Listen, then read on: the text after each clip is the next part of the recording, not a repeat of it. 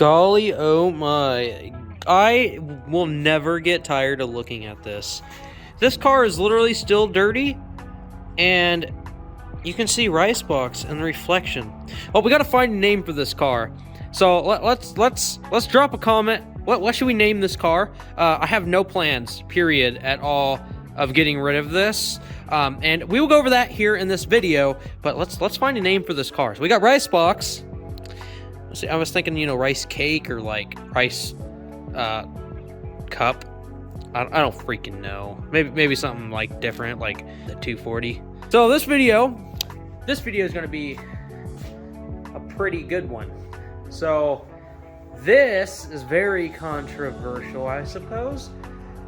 We are going to talk about why I sold, well, actually, why I got rid of both Supras, why I don't have them. Okay. So why did I get rid of the Supra? Why did I get rid of the silver one? Why did I get rid of the red one?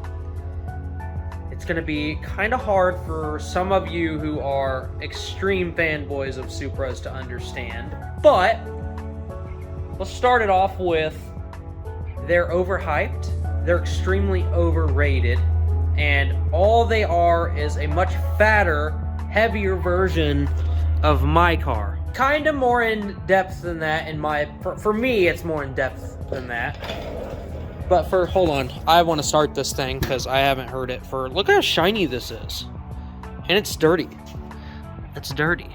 I gotta clean it. So we're gonna clean that thing. Also, the shifter is so cool. There's a switch in here, and they call it a ghetto switch. And I was like, okay, well, maybe that's just the name of the switch. And, well, I just realized that it's literally because it's a ghetto switch. It's, like, actually ghetto. And there's a switch on both sides. So there's a switch on the shifter on both sides that activates when you pull it and push.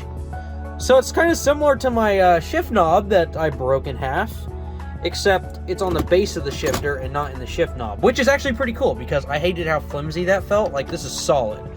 But I need to figure out if there is slack in, like, the shifter, because if there's slack in the shifter, then that's why I'm able to activate the buttons here. Because you can see, if you listen closely, you can hear the click. It's like a mouse clicker. But look how much movement you have to do with the shifter in order for it to activate. So there is no possible way, when I'm using the dog box and rice box, and I'm pulling on it, like, so if I go to pull on it without the shift cut activating and I'm like fully on it, you cannot pull it out of gear. So that shifter will not move, period. So this has to move quite a bit for it to activate the shift. Like, this is the full throw of it, but it's got to move like that much. It's got to move from here to here before it activates. So I don't know if there's enough pull. I don't freaking know. We'll figure it out. But anyways, let's fire this bad girl up.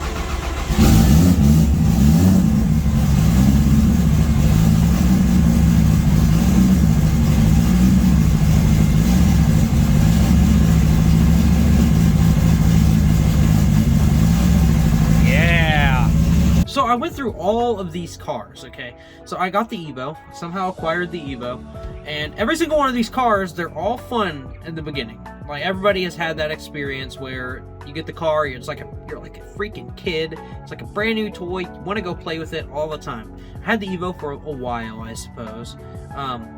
But every single car is fun in the beginning. Now, everybody's bucket list car, at least it seems like it's like 95% of everybody's bucket list car is a Supra. And I had always planned on getting an MK4 Supra, but I didn't want it to cost the 240. I didn't want the white car to leave, because if you guys have followed me for a long period of time, you know that I got rid of that car once. In my case, I was lucky enough, I traded that car for an Evo. I always wanted an Evo. I was like, okay, well, I can get an Evo and I'll have fun experiencing it. Well, I only had it for a very short period of time. Let's say I bought it, or I traded for it on July 4th of 2018, and then I only had it till freaking the end of July. No, it would have been like the beginning of August because I took it to Ice Cream Cruise 2018. So I traded that car in July 4th. And then I ended up getting a RB26 S14. Basically an exact copy, except it was completely mint. And it had a brand new spray of white Supra paint. So I ended up getting this RB26 S14, and it was basically just a stock engine. It had oiling mods and everything. I ended up single turboing it, and then putting a standalone ECU master in there, just like I put in every single car. And I somehow was able to trade that car for Ricebox back. Okay, so this guy that I traded Ricebox to for the Evo, he had been through every single swapped S chassis there was, I guess. So like he had been through an LS, he'd been through my JZ car, SR, KA, all of them, and he wanted to experience all of them. So he was totally willing to trade me that car for the RB26 car, and I was like, sweet. So I was able to get my car back, okay? And that's a really big deal to me because it's like not everybody is that fortunate. Ever since I got that car, I got it 5 years ago. Ever since I got that car has been my favorite car ever. It doesn't matter what other car I got that was second to it. That has been my favorite car ever. And I only loved it more when I got it back because it was like, I let you go once. If you love something, let it go. If it comes back, it was meant to be type of thing. And that car came back to me, and it is not going to go anywhere again. I love that car so much. And so jumping to the point about that is I was able to acquire the Evo, and even though it was a second car, it was like I had this dedication of making Ricebox the race car. So I was planning on making it more of a dedicated race car, and that would reduce the amount of opportunity I had to reliably drive it, okay? Obviously, you guys can kind of see where I'm going with this without being able to reliably drive it. So I wasn't able to reliably drive it the way I was when it was just a stock. So there was no cage or anything in it, and it had the interior and all that. All my heat and everything was in there, and it was a full. It was still a good car, even when I had the interior and stuff taken out of the back with my dog box. And with that, I had the 6466. I did not have that great big guy right there. And once I did this whole change and everything, it made it seem like it was basically a complete freaking like gutted raw race car. That is exactly what that feels like. I'll get in with that in here in a second. That car is freaking nuts. This car right here has been my passion. This has been like literally all of my life work has been in this car. And for me to have to set it in the garage, okay? Set it in the garage and not be able to drive it all the time. I did not get the same satisfaction driving the Evo as I did with that car. So I posted it up.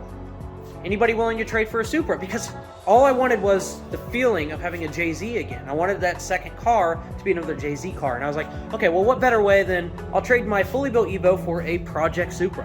And that pushes us into the next part of this, where I went to Albuquerque. It was 1,011 miles, one direction, to get this Project Supra. I get it home, put the engine in it, put it on a standalone ECU master as always, tune it. And of course, it's got a W58 transmission, so it can't handle the stuff. Now, again, at first, it was awesome. You know, at first I was like, okay, cool, it's awesome. This is publicity, man. Publicity is awesome. I'm like a freaking superstar. Because Supras are not common around here. It's like a Lamborghini. Taking it out, everybody wants to talk to you. At first, that is awesome. It is not awesome anymore. It sucks. You can't go anywhere. You can't leave it outside, because as soon as somebody sees that there's nobody around it, everybody flocks the car. Everybody wants to take pictures with the car. I don't know about you, but me, I want to be able to go somewhere and not have to worry about somebody trying to lean on my car or something like that. I got that car, got it tuned, I put a new turbo on it. Obviously, I'm limited transmission. I don't want to break it because I do not have the funds, as I'm trying to make this car the dedicated race car. I don't want to spend a lot of money on the second car because I'm trying to make this car the fast one. So, guy posted up for trade. I'm like, okay, cool. I'll just settle with something that's worth less, but will give me the satisfaction to go, be faster as my second car. So I posted up, been offered hundreds of things. I was offered twin turbo vets, I was offered freaking Hellcats, I was offered freaking old Chargers, like things that had been like crazy restored. I was offered the whole 9 yards, multiple 240s, multiple JZ chassis, but I just didn't feel like anything of that stuff clicked. There was a couple things, but things were so dang far away. I did not feel like traveling again because after the 1,000 miles I drove, did not want to do it again. I was just about to pull the post down. I get PM. This guy's like, hey man, I got 40,000 cash. I'll bring it to you tomorrow. And I was like, man, I don't even know that I want to get rid of it at this point because it's like nothing. This is just an investment, man. I could hold on this and then sell it for a lot more later. So at the end of the day, I was like, okay, whatever. Bring the money. He showed up, gave me 40,000 cash, and the car went away. I had plans. I was like, all right, cool. I got this money. I can buy whatever I want. I was planning on getting a setup for Ricebox that it was $20,000. It would have been a full swap. It came out of another S chassis, intercooler all the way to the diff, drive shaft forward. It was a whole freaking everything.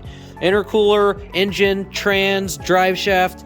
It was a like 1,500 horsepower setup. It had went 7s. I was like, dang, all right, I'm gonna buy that, and I'm gonna get this K20 MR2. I'm like, sweet, now I'll be able to get this 600 horsepower K20 MR2, and I get to experience something a little bit different, and I will have a freaking crazy fast 240, which, once again, my love.